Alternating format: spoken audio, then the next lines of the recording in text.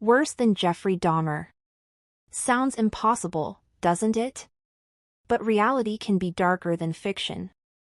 There are names history tried to forget, acts hidden away, faces wiped from memory. They weren't made famous. But their crimes were worse. Today, you'll meet 10 figures who crossed the line of the unforgivable. This is not entertainment. It's a dive into the minds of those who had no soul. 1. Israel Keyes, the Invisible Hunter. Israel Keyes didn't kill out of love, hate, or desire. He killed because he enjoyed it. He buried kill kits across the U.S., duct tape, guns, cash, meticulously pre-planned. He would fly to one state, rent a car, drive thousands of miles to commit a murder. Then vanish into the ordinary. He was arrested in 2012 after abducting 18-year-old Samantha Koenig in Alaska. Keyes confessed to at least 11 murders. Before he could be tried, he committed suicide in his jail cell. He left behind 11 skull drawings and a chilling note. But no names. The FBI suspects there are many more victims, possibly dozens. 2. Richard Chase, the Vampire of Sacramento. Schizophrenic. Neglected. Forgotten by his mother and abandoned by the system. Chase believed his blood was turning to powder, that aliens were poisoning him. He drank blood and cannibalized his victims to replenish himself. He killed 6 people in 1 month. His final act, dismembering a 22-month-old baby. He was caught in 1978 and sentenced to death. But inmates feared him. Even killers wouldn't talk to Chase. He died by suicide in his cell in 1980, an overdose of prescribed antidepressants. 3. Charles Ng, the Monster's Apprentice. He forged documents to join the Marines. Got caught stealing weapons. Escaped custody. Then he met Leonard Lake, a man with a bunker and a twisted plan. They filmed their victims. Tortured them. Killed entire families. Ng fled to Canada, where he was arrested for shoplifting and later extradited. His trial cost $20 million, California's most expensive at the time. He was convicted of 11 murders and sentenced to death in 1999. Today, he remains on death row at San Quentin Prison, over 2 decades later. 4. Rodney Alcala, the Dating Game Killer. Photographer. Charming.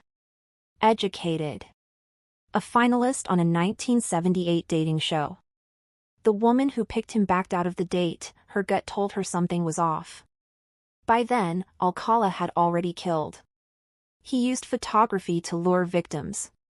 He carried hundreds of photos, many of unidentified women and children. Convicted of 7 murders, suspected in over 100 cases across California and New York.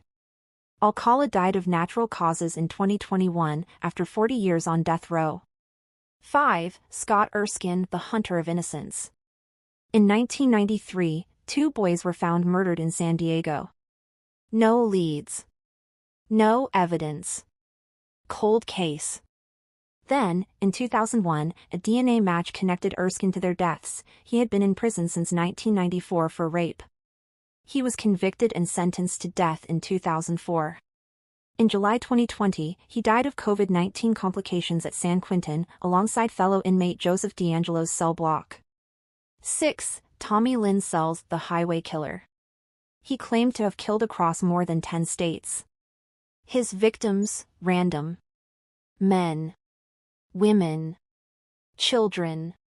He was caught after a 10-year-old survivor, Crystal Searles, described him in perfect detail. He confessed to over 70 murders, but only 22 were confirmed. Executed by lethal injection in 2014. His final words? Cold silence. 7. Gary Ridgway, the Green River Killer. America's most prolific confirmed serial killer. He targeted vulnerable women, mostly sex workers and runaways. Confessed to 71 murders. Convicted of 49. To avoid the death penalty, he agreed to help locate the bodies of his victims. He's serving 49 life sentences without the possibility of parole at Washington State Penitentiary. Even now, more remains are being found. 8. Chester Turner, Los Angeles' silent killer. His crimes spanned over a decade in South LA. Victims, 15 women, often homeless or sex workers, discarded in alleys and vacant lots. He was caught when DNA from a domestic violence arrest linked him to multiple murders. He received 2 death sentences and is currently on death row in San Quentin. 9. Albert Fish, a monster before his time.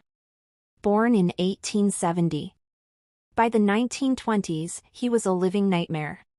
He boasted of molesting over 100 children and eating at least 2. He sent a letter to the mother of Grace Budd, detailing how he cooked and ate her child. He was convicted and electrocuted in 1936 at Sing Sing Prison. Reporters called him the Brooklyn Vampire and the Boogeyman of New York.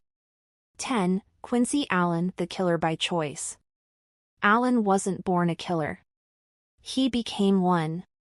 After serving a short sentence for arson, he told a psychiatrist he wanted to become a hitman. Released anyway, he went on a 30-day murder spree. He killed a homeless man, a teenager, and 2 others in separate, brutal attacks. While awaiting trial, he attempted to murder a prison guard. Initially sentenced to death, his sentence was overturned in 2022 due to mental health concerns. He remains incarcerated in South Carolina, with no release in sight. What do they all have in common? No empathy. Cold logic. Emotional void. It wasn't trauma that made them kill. It was choice. And that is what terrifies us the most.